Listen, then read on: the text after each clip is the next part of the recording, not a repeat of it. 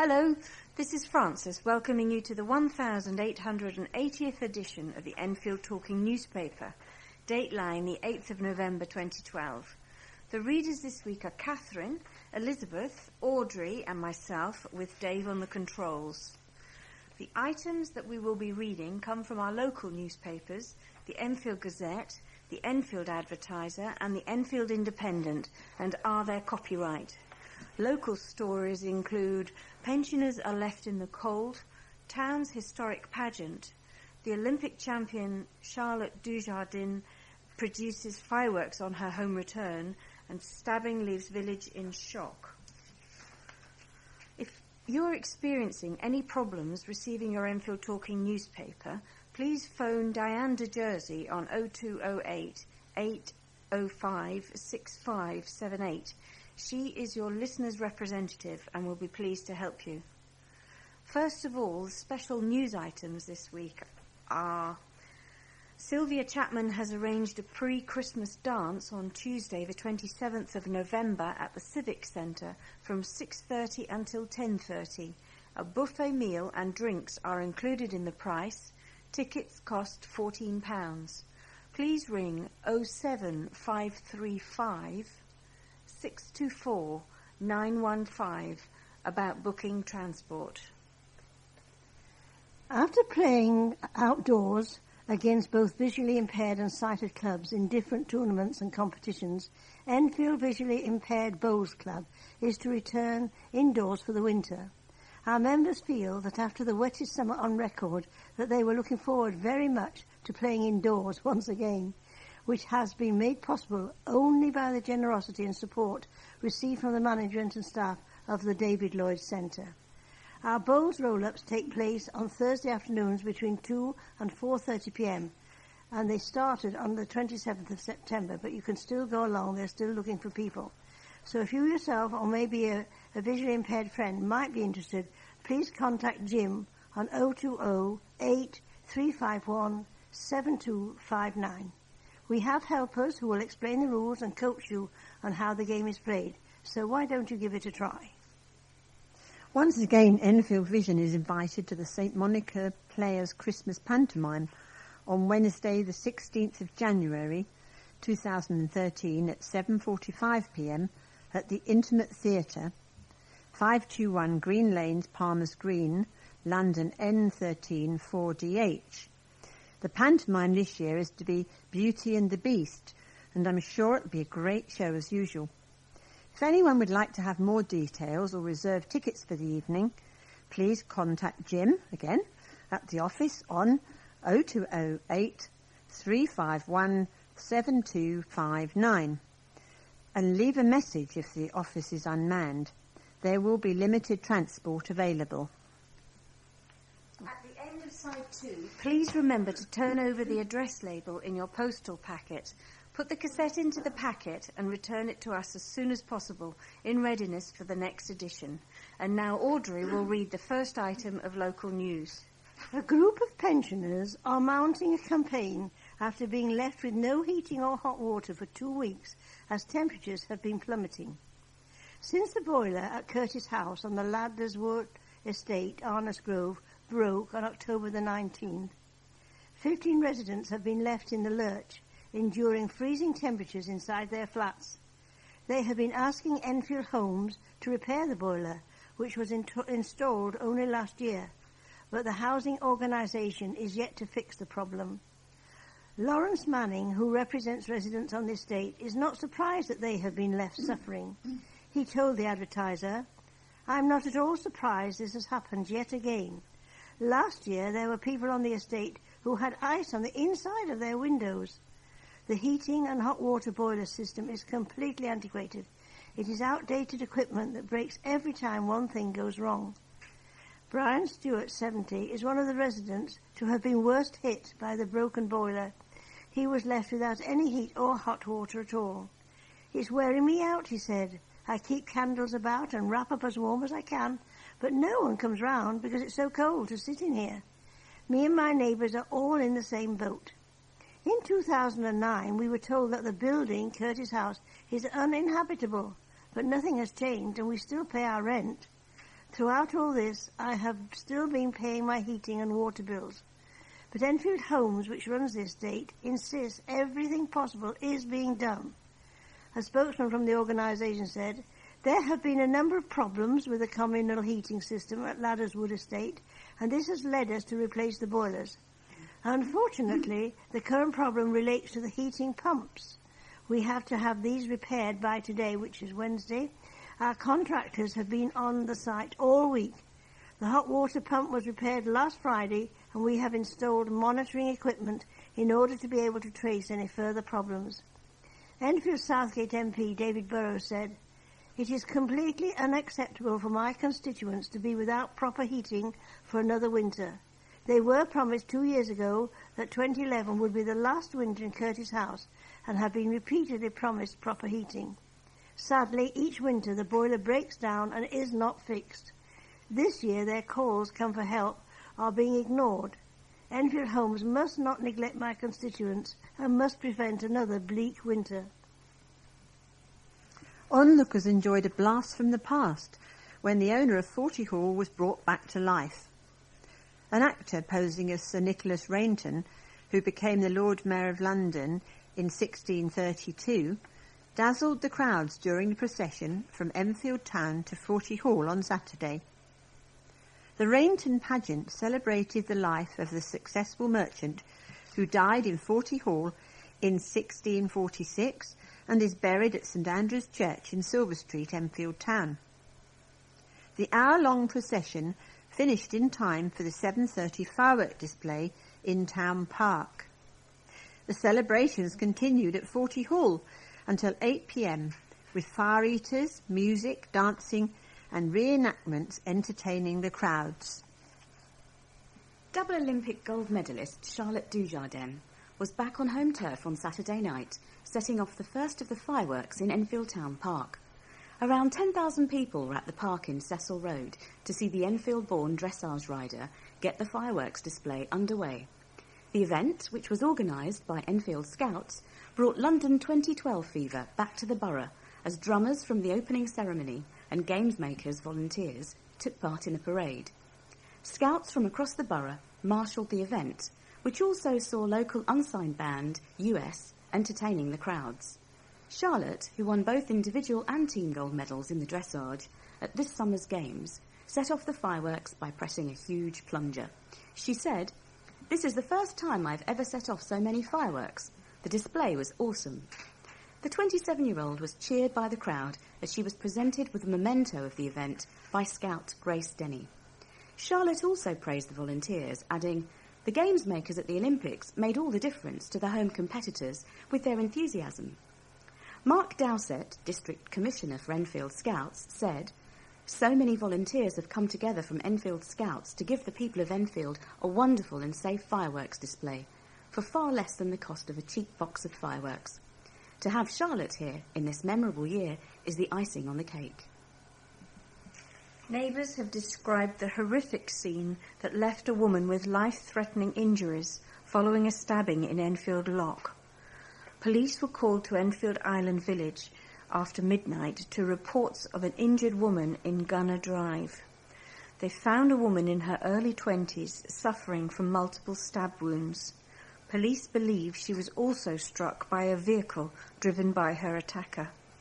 The woman was taken to an East London hospital. Police cordoned off Webley Court, a block of flats, and continued to guard the street throughout the morning and afternoon.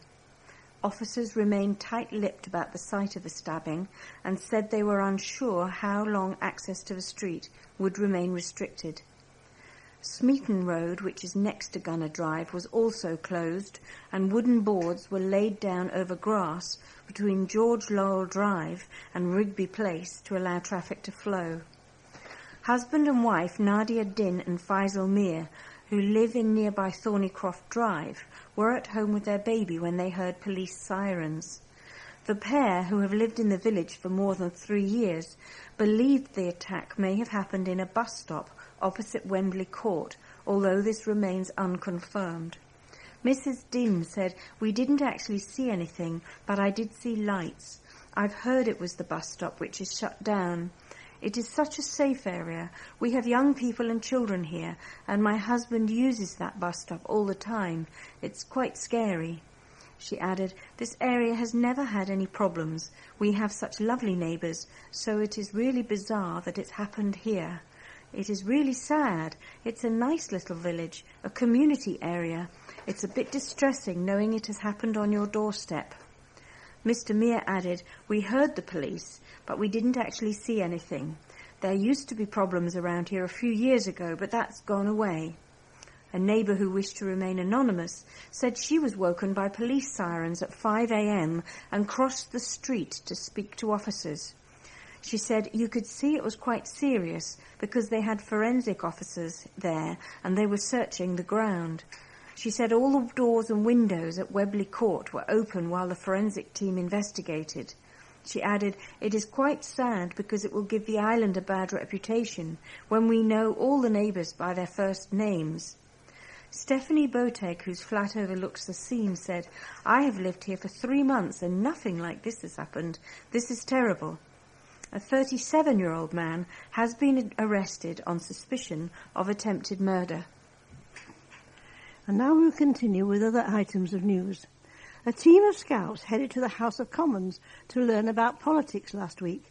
The 18th Edmonton Scout Group and the 4th Enfield Scout Group visited with 33 other UK troops last Wednesday to celebrate the launch of lessons that focus on democracy and citizenship. A teaching pack called Talk This Way will be given to all Scout leaders and aims to educate young people about Parliament. MP for Enfield, Nick Dubois, and Edmonton MP, Andy Love, joined the young people in a politics and current affairs quiz. Mr. Dubois said, "This campaign is a brilliant idea. It's an imaginative way of allowing young people to find out how Parliament works, something we need to do more often." Mr. Love said, "This event was a great way of introducing young people to their MPs and the role and purpose of Parliament." Ellie 12, a member of the 18th Edmonton Scout, said, "I'm looking forward to using the pack back home. It'll be really important to know about politics." Children got into the Halloween spirit by trying their hands at making broomsticks last week. 50 families attended the 2-hour session at Kingswood in Hilly Fields Park, organised by friends Kerry Bullen and Rebecca Leggett. Miss Bullen, who also organises the annual Away with the Fairies in Enfield Town Park, said, "We're passionate about getting kids back into nature and the children loved it. Next we're going to do a festive event and set up a Christmas grotto in the woods."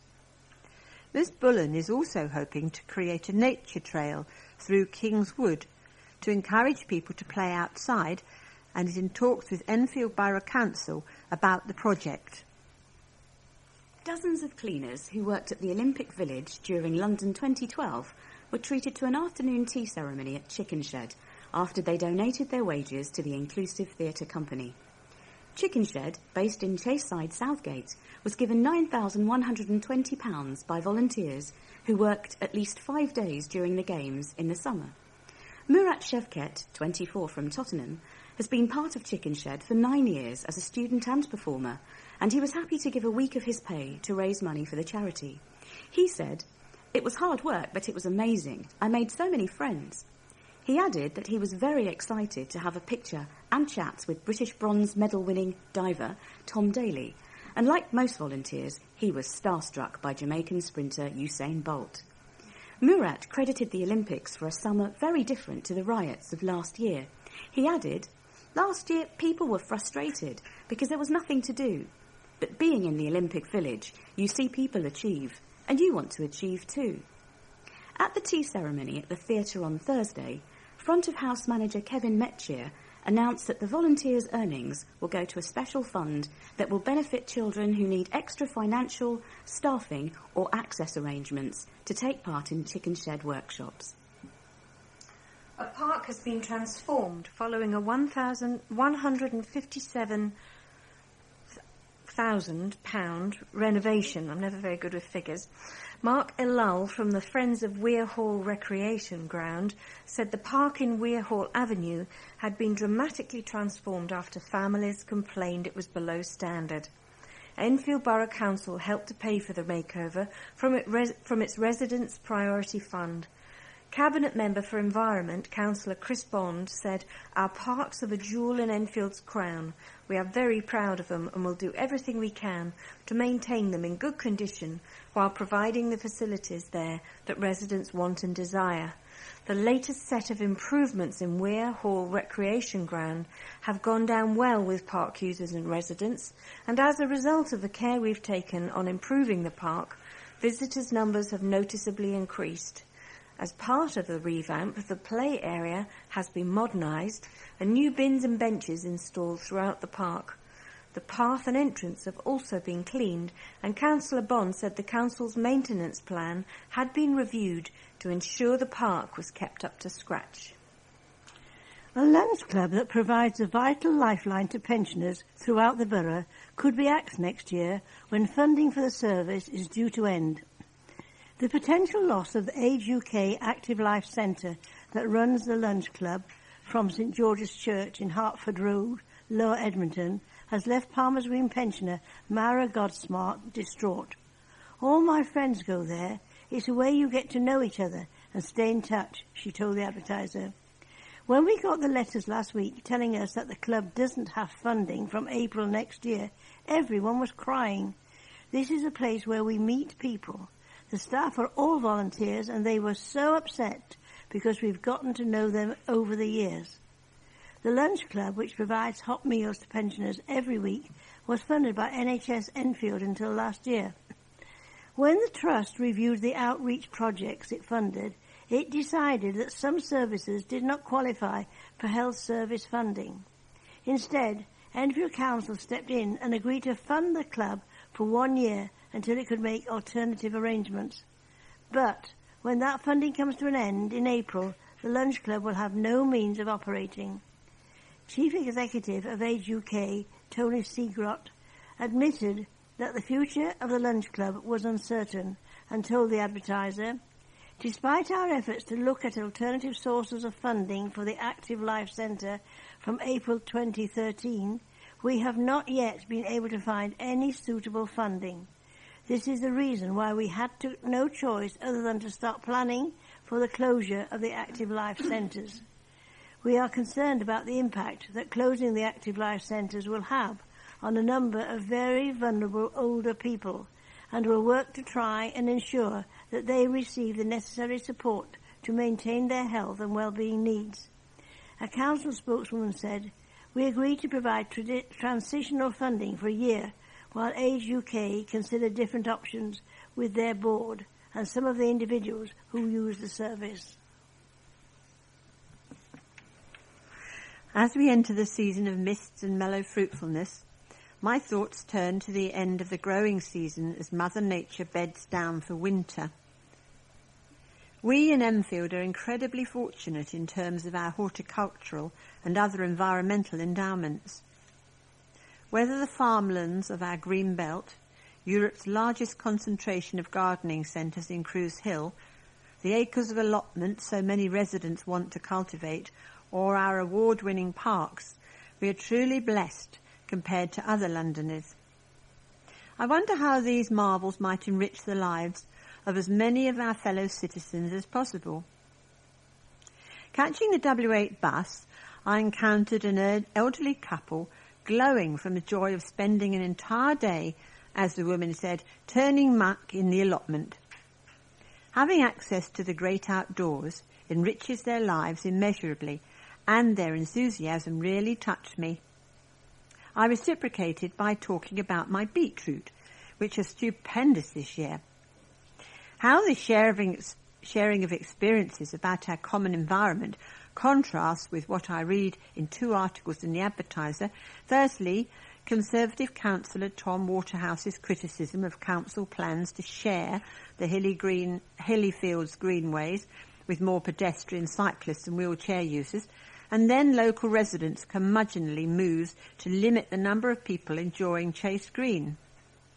I've lived near both sites for 32 years and am amazed at how little they're used, except when it snows or the fantastic bandstand is active.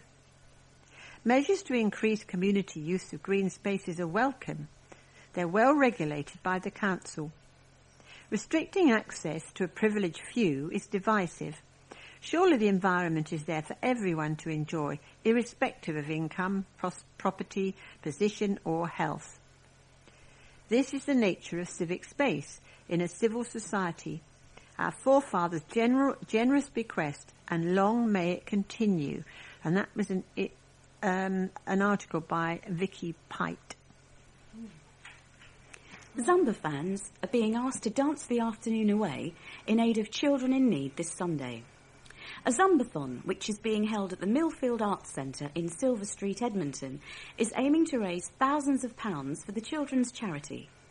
The marathon dance event will last 6 hours, starting at noon, with Zumba instructors from Latin Vibes Dance Network leading the session. Hundreds of Zumba fans are expected to join the event, and they will also be given the chance to take part in a raffle and an auction with signed photos from West End star Michael Crawford and singer Ed Sheeran up for grabs. The event is being run by Achille Alexander from Latin Vibes, who said, "The doors open at 11:30 a.m. and the day will kick off at noon with our renowned Zumba instructors focusing on the dancers. To take part in our silent auction, you can bid for items online if you are unable to get there on the day by logging on to www.latinvibes.co.uk. There will also be a performance by Cerebro, finalists of the TV show Got to Dance. Other items which could be won include tickets to an England football match, a Strictly Come Dancing poster autographed by contestants and dancers, and a signed Arnold Schwarzenegger book. Donations can be made at www.justgiving.com/Latin-vibes. 20 firefighters spent 45 minutes tackling a house fire in Edmonton on Sunday night. The ground floor of the house in Winchester Road was severely damaged during the blaze, which started at about 6:10 p.m. 4 fire engines from Edmonton, Tottenham and Southgate were called to the scene. The cause of the fire is currently being investigated. No one, luckily, was injured. Councillors will tonight debate the discovery of confidential documents in a disused building, with some saying a break-in could be responsible for the breach of confidentiality. The private files relating to the murder of 8-year-old Victoria Lynn Bay were found discarded in the borough's former town hall in Green Lane, Southgate, on October 2nd by Councillor Henry Lamprecht and Enfield Southgate MP David Burrows, while on a routine visit to the disused building. One of the documents found lying on a table related to the death of the youngster in Haringey in 2000, following systematic abuse at the hands of her aunt and her aunt's boyfriend. Mr. Lamprecht said the file contained highly sensitive correspondence between Lord Lamming, the chairman of the public inquiry into Victoria's death, and the Enfield Council. Also included were documents, some of which were clearly marked private and confidential, naming social workers as well as internal briefing documents about the council's involvement in the inquiry into Victoria's death. Opposition leader Michael Lavender will table a question at Enfield's full council meeting this evening.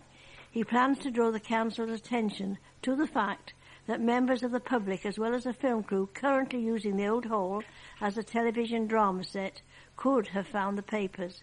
He will ask, which member of the Labour Council had political oversight in relation to the failure to safely secure at Southgate Town Hall children's services files containing personal data?